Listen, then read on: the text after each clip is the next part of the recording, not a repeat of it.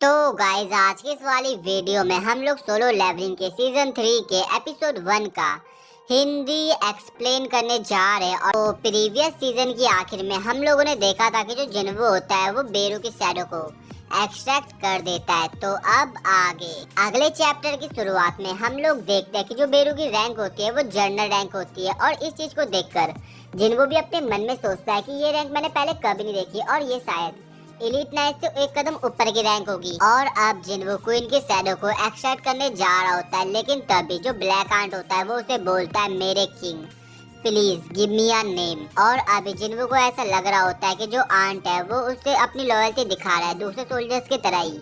और फिर जिन्वो उसे कहता है वैसे तुम कब से बोलने में कैपेबल हो। तो वो आंट जवाब देता है हमेशा से ही। और ये चीज ना अपने जिन्वो के लिए भी सरप्राइजिंग होती है। और फिर बंदा एक नतीजे में आता है कि जो हाई रैंक मतलब सोल्जर्स होते हैं वो बोलने की एबिलिटीज को गेन कर सकते हैं। और अब जिन्वो ब्लैक आंट को बोलता है कि मैं वो इंसान हूँ जिसने तुम्हें मारा है और क्या तुम अभी भी मेरी लीड को फॉलो करना चाहते हो। तो ब्लैक आंट जवाब देता है मैं आपके हाथों नहीं मरा हूँ, मैं आपके पावर्स के थ्रू दोबारा रिबॉर्न हुआ हूँ मास्टर। और यहाँ पर ना जो वो आंट होता है वो अच्छे से जिन्वो को मस्का लगा रहा होता है। और अब बंदा आखिर में जिन्वो से उसका नाम मांगता है। और फिर जिन्वो सोच रहा होता है कि उसे उसका क्या नाम रखना चाहिए, लेकिन तभी अचानक से उसे उस राइटर का नाम याद आता है जिसने एक नॉवल लिखी थी जिसका टाइटल था द आंट्स। और आखिर में जिन्वो उस ब्लैक आंट को बोलता है तुम्हारा नाम अब से बेरू है। और अब जो बेरू होता है ना वो अपने नाम के लिए जिन्वो को शुक्रिया बोलता है। और इसके बाद अब जिन्वो जाता है क्वीन के पास जहाँ पर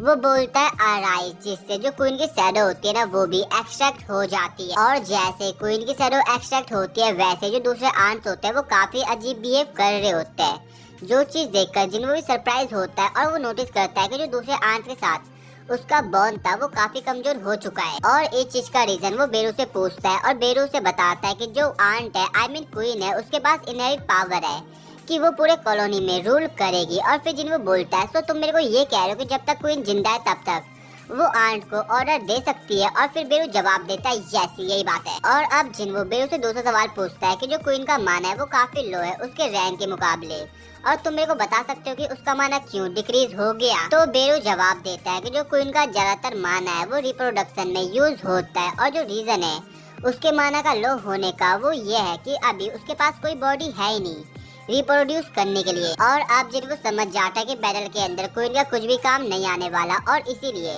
वो उसकी शैडो को टर्मिनेट कर देता है। इसके बाद जिन्वो अपने शैडो सोल्जर्स को असेसिन स्टोन्स को कलेक्ट करने को मना कर देता है बिकॉज जो ये स्टोन है वो जेजू आइलैंड के फिर से रिकंस्ट्रक्शन में काम आएंगे और जो यहाँ पे डैमेज हुआ है उसको कंपनसेट करने के काम आएंगे। और ये सुनकर ना काफी सारे जो सोल्जर्स होते हैं वो खुश हो जाते हैं बिकॉज काम से छुट्टी मिल गई उन्हें। और अभी जिन्वो अपने मन में सोच रहा होता है कि जो रिमेनिंग आंट्स है वो उनसे कैसे डील करे, क्या जो उसके पास ट्रुप्स है उससे वो क्या उन सभी आंट्स को हरा सकता है। और फिर वो बेरू को बोलता है हमने अपना बेस्ट आइडिया, लेकिन फिर बेरू शायद से बोलता है मास्टर मैं फील कर पा रहा हूँ कि जो हमारे एनिमीज है उन्हें काफी मुश्किलें हो रही है आसमान में नेविगेट करने में, क्योंकि उनके पास कोई लीडर है ही नहीं और वो लोग इनकैपेबल है अपने फॉर्मेशन को मेंटेन करने में, क्योंकि कंफ्यूजन के कारण जो उनका फॉर्मेशन है वो टूट रहा है। और अब जिन्वो बेरू से पूछता है क्या तुम उन सभी रिमेनिंग आंट्स को वाइप आउट कर सकते हो। और फिर बेरू बड़े चौड़ में जवाब देता है अगर आप मेरे को ऑर्डर दे तो क्यों नहीं मास्टर। और इसके बाद सीन चेंज होता है और हम लोग बाहर का सीन देखते हैं जहाँ पर हंटर्स अपनी फाइटर शिप का यूज कर रहे होते हैं और कुछ हंटर्स अपने मैजिक का यूज कर रहे होते हैं और काफी सारे आंट्स को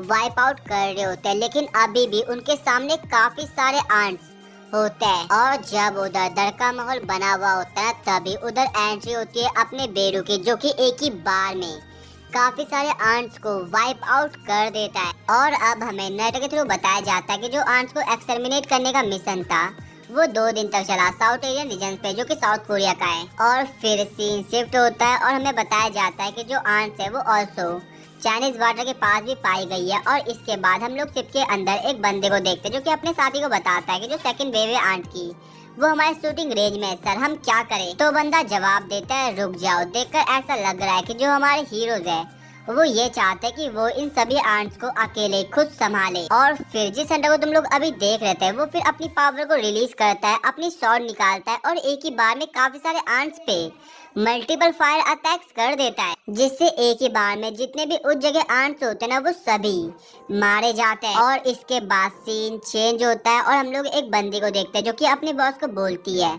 आप क्या सोच रहे हो सर? तो वो जो बंदा होता है ना वो यहाँ पर संग जिनवो और हवांग के लफड़े की बात करता है और इस चीज को भी मेंशन करता है कि अब उसका और संग जिनवो का मिलना काफी ज्यादा मुश्किल हो चुका है। और इस बंदे का नाम होता है थॉमस आंड्रे और ये स्कैवेंजर गिल्ड का गिल्ड मास्टर होता है, जिस गिल्ड से हवांग डोंगसू भी। और फिर वो बंदी थॉमस से पूछती है क्या होगा अगर संग जिनवो और हवांग एक दूसरे के साथ फाइट करे तो थॉमस जवाब देता है तुम मेरे को अभी तक नहीं जानती हो। और फिर हवांग उस बंदी को बड़े भयानक तरीके से देखता है और बोलता है जो हवांग डोंगसू है वो स्कैवेंजर गिल्ड की प्रॉपर्टी है और जो स्कैवेंजर गिल्ड है वो मेरा है और मैं उस किसी को भी माफ नहीं करूंगा जो मेरी प्रॉपर्टी को मैस अप करने की कोशिश करेगा, चाहे वो यूनाइटेड स्टेट की गवर्नमेंट ही क्यों ना हो। और उसके बाद सीन चेंज होता है और हम लोग देखते हैं जेजू आइलैंड रेड की तीसरी रात को, जहाँ पर हंटर्स गिल्ड के लोग जेजू आइलैंड आए हुए होते हैं असेसिन स्टोन कलेक्ट करने के लिए। और इसी दौरान वो नॉर्मल बातचीत भी कर रहे होते हैं जो कि हमारे इतनी काम की है नहीं बिल्कुल भी। लेकिन तभी उधर पार्क की नजर एक आंट पर पड़ती है जो कि छुपा हुआ था और फिर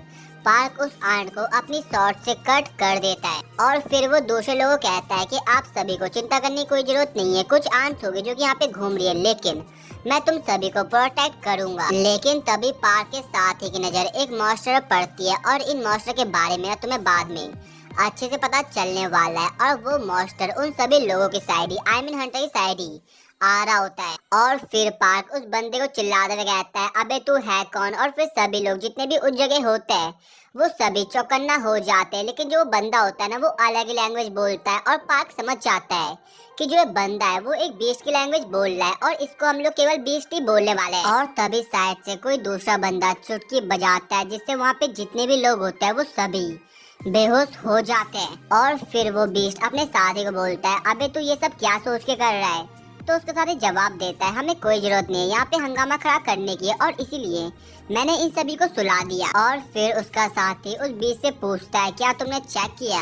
तो वो बीस्ट जवाब देता है मैं पॉजिटिव हूँ, ये उसी की पावर है। और इसके बाद जो उसके साथी होता है जो कि एक आइस मोनार्क होता है वो उसे कहता है ये कितना अजीब है, मेरे को समझ नहीं आ रहा कि वो इन ह्यूमंस की हेल्प क्यों कर रहा है। तो वो बीस्ट जवाब देता है कौन जानता है उसके दिमाग में क्या चल रहा होगा, और अगर तुम इतने क्यूरियस ही हो तो जाके उसी से क्यों नहीं पूछ लेते। और इनमें से मैं तुम्हें इतना बता देता हूँ कि एक आइस मोनार्क है और एक बीस्ट मोनार्क है। और फिर आइस मोनार्क गेट को क्रिएट करता है और जाने से पहले ना वो किसी के हंट की बात करता है जो हमें सही से बताया नहीं गया कि यहाँ पे इनका जो प्लान है वो एक्चुअली में क्या है। एंड देन वो वहाँ से चले जाता है। और इसी दौरान हम लोग बीस्ट मोनार्क को भी देखते हैं जो कि किसी भी ह्यूमन को कुछ भी नहीं करता है एंड देन गेट क्रिएट करता है और वो भी वहाँ से निकल लेता है। और इसके बाद सीन चेंज होता है और हम लोग देखते हैं कैमरामैन को जहाँ पर जिनवू हंटर्स की फ्यूनरल्स में आया हुआ होता है और उसके हाथों में एक फूल भी होता है जो वो माइन की तस्वीर के सामने चढ़ा देता है। और इसी दौरान हमें ये भी बताया जाता है कि जेजू आइलैंड रेड के बाद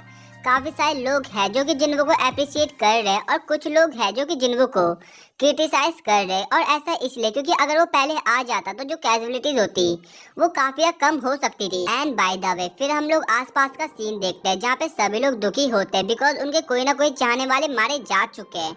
एंड देन जब जिन्वू वहाँ से जा रहा होता है तभी जो बाइक होता है वो जिन्वू के पास आता है और उसे बोलता है मेरे को हमेशा से ऐसा यकीन था कि एक सिंगल हीरो कभी भी वॉर को अकेले खत्म नहीं कर सकता है, लेकिन रिसेंट इवेंट के बाद मैंने सोचना शुरू कर दिया कि मैं गलत था। और लास्ट में जो उसने इस ट्रेजेडी को खत्म किया है उसके लिए बाइक अब जिन्वू को शुक्रिया बोलता है। और इसी दौरान चाहे इन भी जिन्वू को देख रही होती है लेकिन जब जिन्वू उसकी तरफ देखता है तो चाहे इन शर्मा के अपना सिर घुमा देती है और जिन्वू भी लाइक अबे इसको हो क्या गया है। और फिर सीन चेंज होता है और हम लोग देखते हैं मिस्टर गो और जिन्वू को जो कि एक साथ अकेले कहीं बैठे हुए होते हैं। और अब मिस्टर गो जिन्वू को बोलते हैं सो तुम अब खुद का गिल्ड बनाने का प्लान बना रहे हो और जो सर्टिफाइड एस रैंक हंटर्स होते हैं उन्हें कोई भी जरूरत नहीं है गिल्ड मास्टर के लाइसेंस की और तुम्हें केवल एसोसिएशन को कॉल करना है और फिर हम सब संभाल लेंगे। और जिन्वू भी लाइक ओके।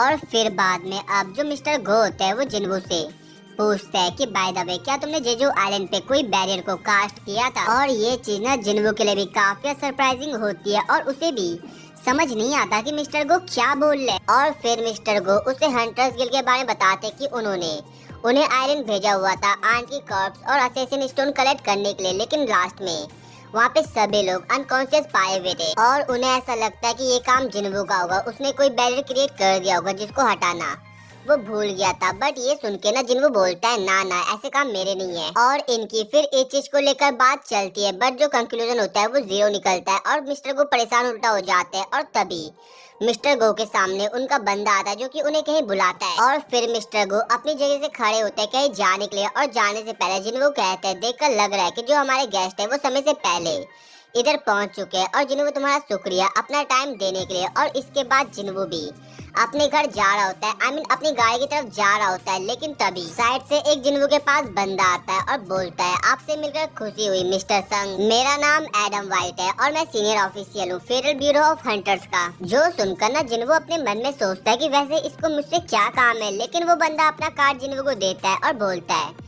तुम मेरे को प्यार से एडम बुला सकते हो और मेरे को माफ करना ऐसे अचानक से आपको देखने के लिए, लेकिन आप एक ऐसे इंसान हो जिसको ट्रैक करना काफी मुश्किल है। इवन मैं आपके एक बार ऑफिस में भी रुका हुआ था। और अब जिन्वू को याद आता है कि ये वही बंदा है जिसके बारे में पहले जिन्वू बात कर रहा था, और ये जेजू आइलैंड से पहले का सीन है। और अगर तुम्हें पता नहीं है तो तुम जाके मेरी प्लेलिस्ट भी चेक कर सकते हो सीजन 2 की, और तुम्हें पता चल जाएगा कि ये कहाँ की बात कर रहे हैं। और अब जिन्वू पॉइंट पे आता है और उस बंदे को बोलता है वैसे तुम्हें मुझसे क्या काम था। तो एडम जवाब देता है मेरे पास कुछ इन्फॉर्मेशन है जो मैं आपके साथ शेयर करना चाहता हूँ। और अब एडम बड़े चौड़ में जिन्वू को बोलता है दुनिया में ऐसी सिंगल कंट्री भी नहीं है जो कि आपको ये इन्फॉर्मेशन शेयर करे, वो भी हमें छोड़ के। और अब जिन्वू से पूछता है वैसे तुम मेरे को ये इन्फॉर्मेशन शेयर क्यों कर रहे हो। तो एडम जवाब देता है आप जैसे स्पेशल लोगों को ये इन्फॉर्मेशन शेयर करके हमारा भी फायदा है। लेकिन जिन्वू उनकी बातों पे कुछ ज्यादा ध्यान नहीं देता और फिर वो अपनी गाड़ी में बैठ जाता है। और जाने से पहले वो उन्हें बोलता है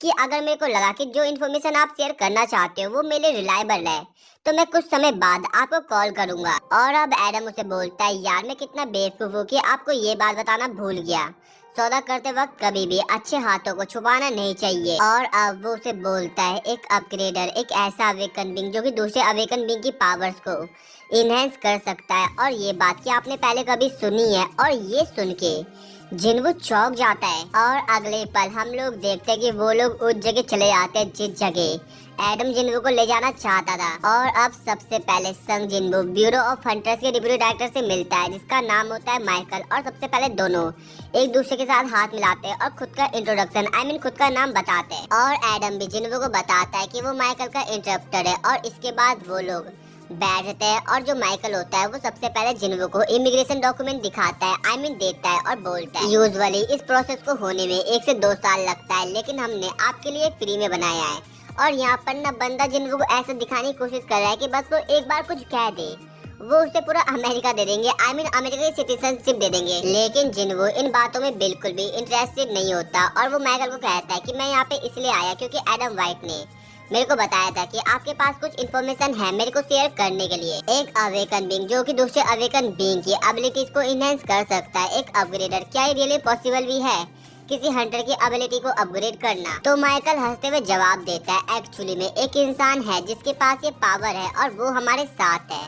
और फिर वो अपने साथी को बोलता है मिस लेनर को यहाँ पे आने को बोल दो। और अब माइकल बड़े चौड़ में जिन्वू को बोलता है कि पूरी दुनिया में यही एक ऐसी इंसान है जो कि अवेकन बीइंग की एबिलिटीज को इनहेंस कर सकती है, और मैं उसे आपके सामने प्रेजेंट करता हूँ मिस नूरमा स्लेनर। और इसको हम लोग केवल मिस नूरमा बोलने वाले हैं। और जब जिन्वू मिस नूरमा को देखता है ना तो वो अपने मन में सोचता है कि मैं कह सकता हूँ कि ये डिफरेंट टाइप अवेकन बीइंग है। और फिर साइड से जो माइकल होता है वो मिस नूरमा को कहता है मिस नूरमा अपनी पावर के बारे में प्लीज मिस्टर संग को बताइए। और अब मिस नूरमा जिन्वू को बोलती है कि तुम अवश्य इन सब चीजों में काफी उलझे हुए लग रहे हो और सभी लोग मेरे को इसी सेम नजरों से देखते हैं डाउट भरी। बट अगर तुमने मेरी पावर्स का स्वाद चख लिया तो फिर तुम मुझसे भीख मांगोगे। और अभी फिर वो जिन्वू की तरफ ही उसकी आंखों में देख रही होती है। और अभी मिस नूरमा जिन्वू की आंखों में आंखें डालकर उसे बोलती है जैसा कि तुम जानते हो कि जो अवेकन बीइंग होते हैं उनकी लिमिट्स होती है पावर की जिससे आगे वो रीच नहीं कर सकते। और इसीलिए अवेकन बीइंग हमेशा सेम रैंक पर रहता है जब तक वो सेकेंडरी अवेकनिंग से ना गुजरे।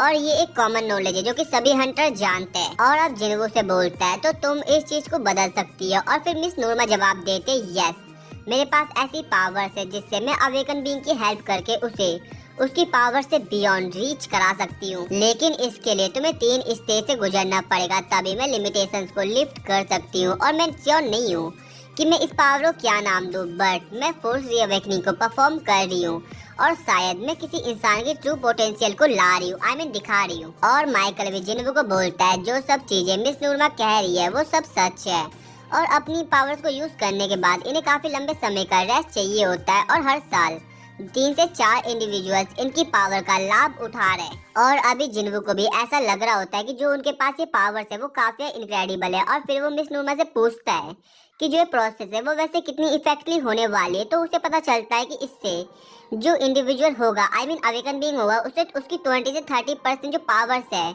वो बढ़ जाएंगी। जो सुनकर आप जिन्वू को समझ आता है कि क्यों हवांग डोंगसू ने साउथ कोरिया छोड़ दिया था, क्योंकि कोई भी इस ऑफर को मना नहीं कर सकता है। और इन सब बातचीत के बाद अब मिस नूरमा अपना काम शुरू कर देती है, जहाँ पे सबसे पहले वो जिन्वू का हाथ पकड़ती है और उसे आंख बंद करने को बोलती है, और यही एक फर्स्ट स्टेप होता है। और अब फाइनली मिस नूरमा जिन्वू के अंदर घुसती है, जहाँ पर वो नोटिस करती है कि उसके चारों तरफ डार्कनेस ही डार्कनेस है, और जब वो अपने पीछे की तरफ देखती है तो कोई इंसान उसे देख रहा होता है, और वो भी अपनी भयानक आंखों से। और ये नोटिस कर कर मिस नूरमा काफी डर जाती है और वो चिल्ला बैठती है, जिससे जो उस जगह बॉडीगार्ड होते हैं वो सभी लोग जिन्वू पे गन पॉइंट कर देते हैं। बट जो माइकल होता है वो ये करने से सभी को रोक देता है, और फिर वो एक बंदे के पास जाता है और बोलता है भाई तो गधा है क्या।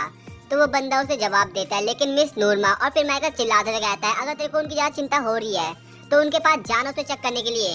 फिर माइकल जिन्वू के पास आता है और अपने एजेंट की तरफ से उससे माफी मांगता है, लेकिन ना जिन्वू को समझ ही नहीं आ रहा था कि जो मिस नूरमा है उसे अचानक से क्या हुआ है। और मिस नूरमा की ऐसी हालत देखकर ना माइकल जिन्वू के साथ अपनी मीटिंग को फिर से रीशेड्यूल करा देता है, क्योंकि उनके पास भी अभी कोई ऑप्शन है नहीं। और जैसे जिन्वू वहाँ से जाता है ना, वैसे मिस नूरमा कह देते हैं कि वो किंग है और पावरफुल वन भी, और जो उसकी पावर्स है उसकी कोई लिमिटेशन नहीं है। और इसी के साथ ही जो अपना एपिसोड है वो खत्म हो जाता है। तो गाइस, अगर तुम्हें आज की वाली वीडियो पसंद आई हो तो वीडियो को लाइक, चैनल को सब्सक्राइब एंड इस वाली वीडियो को अपने दोस्तों के साथ शेयर कर देना। तो अब मिलता है नेक्स्ट वीडियो में, तो अभी के लिए